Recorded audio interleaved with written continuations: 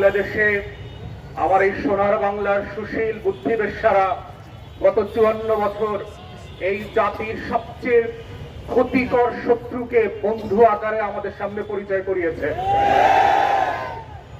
এবং এতবার বলেছে যে পৃথিবীর ইতিহাসের সমাজবিজ্ঞান রাষ্ট্রবিজ্ঞানে যে শত্রু সাপেক্ষে রাষ্ট্র হয়, আজাদির লড়াইটা যে শত্রু সাপেক্ষে হয়, প্রত্যেক রাষ্ট্রের নাগরিককে তার সময়ের ঐতিহাসিক পরম্পরার জগৎ শেঠ, উমিচাঁদ, রায়দুল্লভ, লেন্দুক দর্জিদেরকে যে পরিচয় করিয়ে দিতে হয়, জাতির যুবকদের সামনে ঘসিটি বেগম আর মীর জাফরদেরকে প্রতি প্রজন্মের কাছে যেভাবে পরিচয় করিয়ে দিতে হয়, আমাদের দেশের বুদ্ধিবেশ্যারা, কলাম, মিডিয়া এবং রাজনৈতিক দলগুলো দেশের সবচেয়ে ক্ষতিকর এলিমেন্টগুলোকে জাতির তরুণদের সামনে বন্ধু বেশে গত 54টা বছর পেশ করেছে।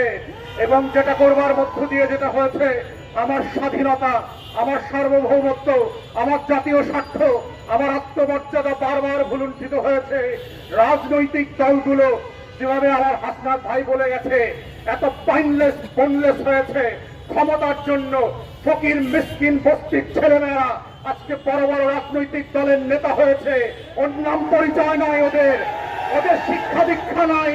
যারা শত্রু চেনে না, যারা আজাদির লড়াই বোঝে না, যারা হাজার বছরের ইতিহাসের স্বাধীনতা সার্বভৌমত্ব বোঝে না, ওই সকল ক্লাউন কোলামরা আজকে বাংলাদেশের রাজনৈতিক দলের নেতা।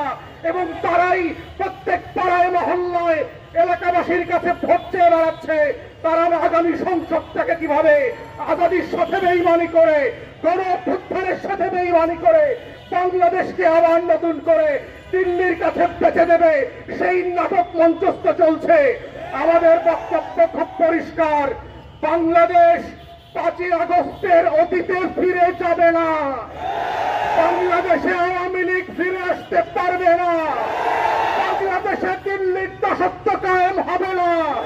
বাংলাদেশে কত সাংবাদিক সুশীলরা এদেশের আজাদির লড়াইকে দিল্লির কাছে বেঁচে দিতে পারবে না।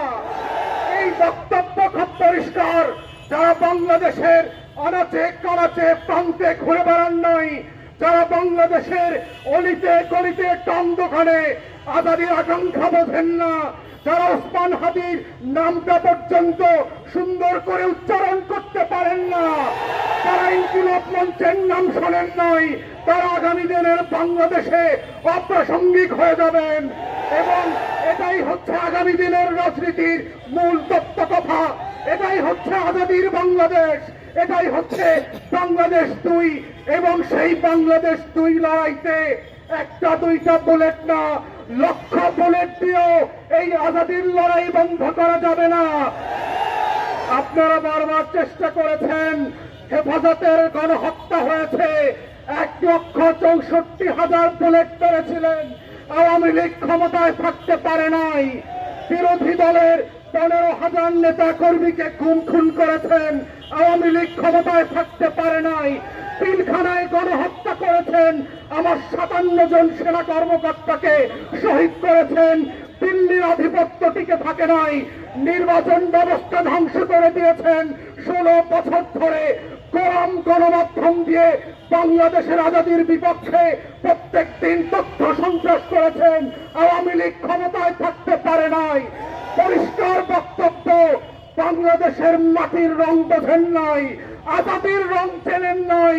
ওটা আওয়ামী লীগের পতাকার রং না, ওটা লাল সবুজের রং। ওটার জন্য লক্ষ লক্ষ মানুষ জীবন দেওয়ার জন্য যেমন প্রস্তুত আছে, আগামী দিনেও থাকবে। অতএব শত্রুরা সাবধান, লক্ষ বুলেট প্রস্তুত রাখতে পারেন। আমরাও লাল সবুজের পতাকা বুকে পেঁচিয়ে দিয়ে বাংলার আনাচে কানাচে আমার স্বাধীনতা আজাদির লড়াই চালিয়ে যাব। শরীফ ওসমানদেরকে নতুন করে পাড়ায় মহল্লায় আবার পরিচিত করানো হবে এবং সেভাবেই প্রজন্ম থেকে প্রজন্ম ইনকিলাব জিন্দাবাদ হয়ে থাকবে। ইনকিলাব, ইনকিলাব।